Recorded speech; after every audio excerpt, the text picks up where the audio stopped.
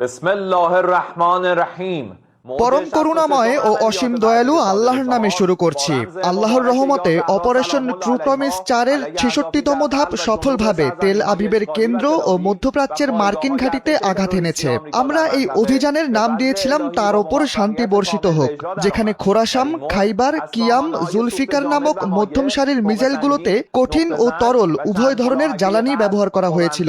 আল্লাহর কৃপায় আমরা এই ধাপের হামলায় পশ্চিম জেরুজালেম, হাফিয়া ও আল জাফরে আঘাত হানতে সক্ষম হয়েছি।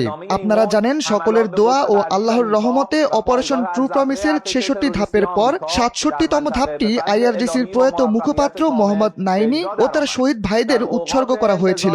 সেটিও সফলভাবে আঘাত হানতে সক্ষম হয়েছে।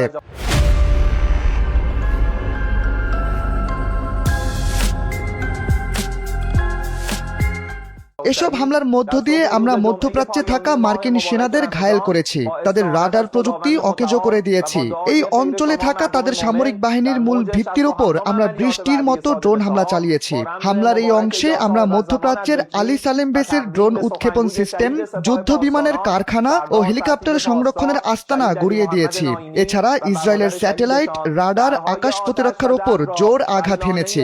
এসব হামলার পর আজ দেখা যাচ্ছে শত্রুরা তাদের ভেতর থেকে দুর্বল হয়ে পড়েছে, যার প্রমাণ তারা যুদ্ধক্ষেত্র থেকে ইউএসএস রণতরী সরিয়ে নিয়েছে, যে রণতরী দিয়ে তারা তাদের যুদ্ধ বিমানগুলোকে সহায়তা করত। বিশাল এই রণতরী কেবল ইরানের ছোট ছোট যুদ্ধযানের কাছে হার মেনেছে। ইরানের সশস্ত্র বাহিনীর কাছে এসব জাহাজ কিছুই না।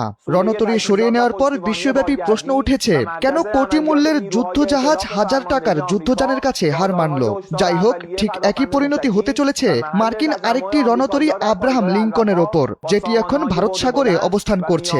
ইরানের যোদ্ধারা তাদের উপর প্রবল আঘাত করার জন্য অপেক্ষা করছে। আমরা হারতে আসিনি, আল্লাহ আমাদের হারার পথ বন্ধ করে দিয়েছেন। আপনারা কি দেখেছেন, যুক্তরাষ্ট্র সামনে এখন দুটি পথ, আর দুটি আমাদের জন্য ভালো। একটা পথ হলো শহীদ ও অমর হওয়ার, এবং আরেকটি হলো বিজয়ের। و دیگری راه پیروزی که هر دو برای ما پیروزی به حساب می آید.